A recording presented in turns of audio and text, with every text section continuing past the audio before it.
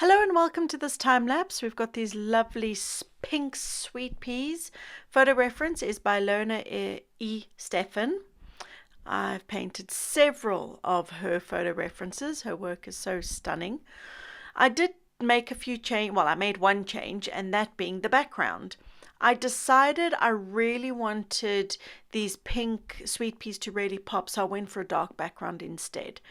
So I'm laying in some really dark reddy browns. I'm working on the pastel matte paper here. This is the anthracite color. The size of this is quite small. It's 18 centimeters by 23 centimeters. And as I said, I'm just starting in with that background. That very dark color that I've just put down is Grey 13 from Unison. I use it all the time. You'll probably hear me yabbering on about it, but it's just such a good color. Mixing in some grays, some greeny grays. Just really wanting to get that light coming like right from on top of the, above the sweet peas. So I start laying in the light, but I don't like it, so I mush it up a little bit. It looks a little bit stark. I needed to soften that light back out into the background.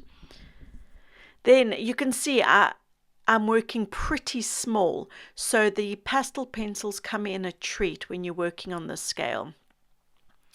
Using a mixture of Caran d'Ache, Carbothello, as well as the pastel sticks. Really paying close attention to what my photo reference is telling me. And as you can see in this little section, I've used so many different colors. So this is a sweet pea bud. So we've got greens. I can't just go in and put one green. It's going to just look flat. So I've got two greens in there, plus a yellow in there, white, magentas, pink, orange, dark brown.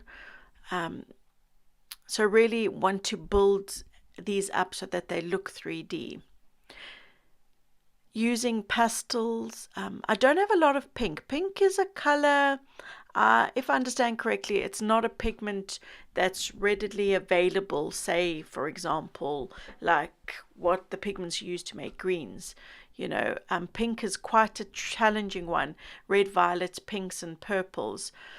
But I'm very happy with the way they turned out. So I used Faber-Castell pinks. They've got this beautiful vibrant pink that you see here as Faber-Castell.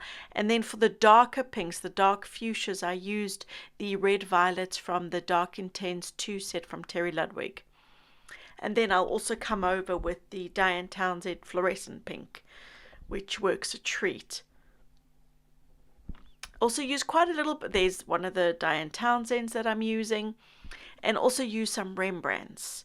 They've got some good pinks too. And also the Rembrandts, they're soft pastels, but they're harder, so you can get nice sharp edges. And when I'm working this small with quite sculpted flowers, sweet peas, they're soft, but they've got quite a lot of definition, I should say. So I want some sharp edges to be able to get that definition. That's a Sennelier stick. I can't remember what the number is, but they've also got a beautiful vibrant pink. Really, really lovely color. But you can see I'm using so many different colors to build up these sweet peas. Getting in some of the background color into the glass, because obviously when you're working with glass is see-through, so you're going to be able to see whatever's behind the glass. And also using a little bit of a green gray. It's Grey 37 from Unison, another color I use a lot of. This isn't a great angle, can't really see what I'm doing.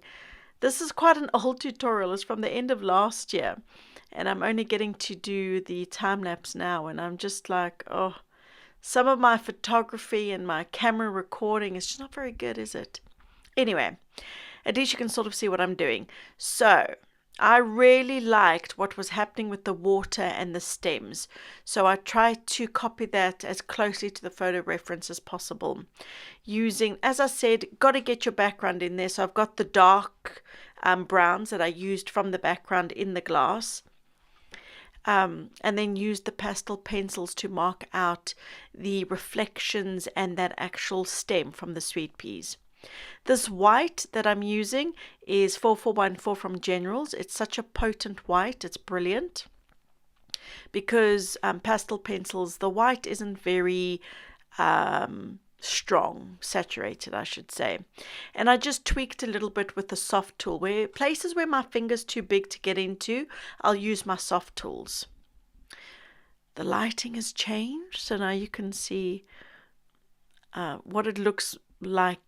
This is a better representation of what it actually looks like in real life. But making sure I'm getting some of those greens, beautiful, vibrant yellow greens. And then starting with the leaf, this is green 13 from Unison.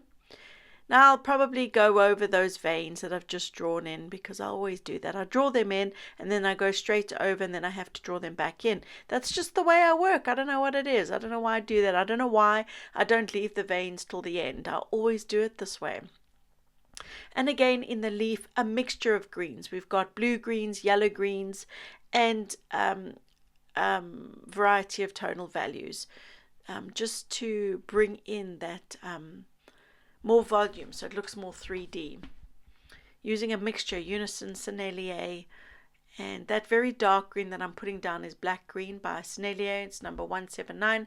Here's the soft tool, as I said, that I use, and doing the veins with Chinese green from Caran d'Ache. It's a lovely, vibrant green. I use it quite a lot, actually. Then we've got a nice close-up so you can really see what I'm doing, and notice that I've got the reference photo right next to me. I find it just so much easier to get my proportions correct, and my eyes don't have far to travel. You know, they're literally jumping side to side.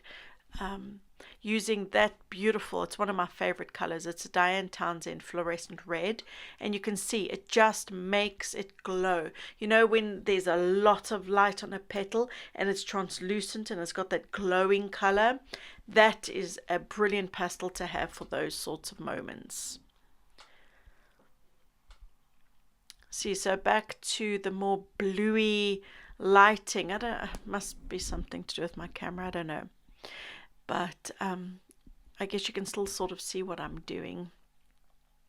So using the pastel pencils, as I said, I'm drawing tiny. These flowers are really quite small, and the pastel pencils are just so useful to build up to get my shapes in there. So you can see sometimes I'll lay a color down like those pinks, and then I actually go in with something darker like that dark fuchsia from Terry Ludwig. That's totally fine. Generally speaking, I work dark to light. But if an area is not quite popping, then I know, I need to add some more dark. I don't have that quite dark enough. Then I'll go in with the dark. It's not the first layer I put in, but generally speaking, I work dark to light. But I tweak constantly. I tweak and make changes all along the way, from the start to the beginning, changing things that need to be changed. Sometimes, though, even doing a voiceover, I look at my painting and I'm like, I should have done that, or why did I do that? I should have tweaked that. Anyway. So doing the table, obviously, that's not what's in the photo reference, but I've done lots of wooden tables, so I'm just drawing from my memory bank. I'm not copying any reference photo or anything. This is literally just memory in my brain from drawing tables. When I do wood, the color box I usually always pull out is Unison Natural Earths. They are so brilliant for their wood colors. Really good. And then using a mixture of blues and light peaches to create the reflection. Now, because that light is coming straight on top of those sweet peas, you're going to get that light on the table. So that's why I've got the light so vibrant there. I loved that look. I really wanted to capture that light hitting the table and the patterns it makes. Just doing some negative painting there. This is grey 13 from Unison. And adding in this little, I was going to say trellis, it's definitely not a trellis. This little tendril, I think is the correct word. With my pastel pencils. That's olive green 40%. I use that a lot by Caran d'Ache. It's like a yellow based green. It's really, really useful. It's like a yellow, a tinted yellow. And then these are my Art Spectrum highlight set. I usually use these last because they are the highlights. They are the lightest part. You can see this has got a slight peachy tone to it. It's not pure white. If you've enjoyed this, then please do subscribe here on my channel. I do try and upload once a week or once every 2 weeks. Or you can check me out for my real-time tutorials on Patreon. I'll leave a link in the description below. There's a few more seconds, but I shall leave you here till next time. Thanks for watching.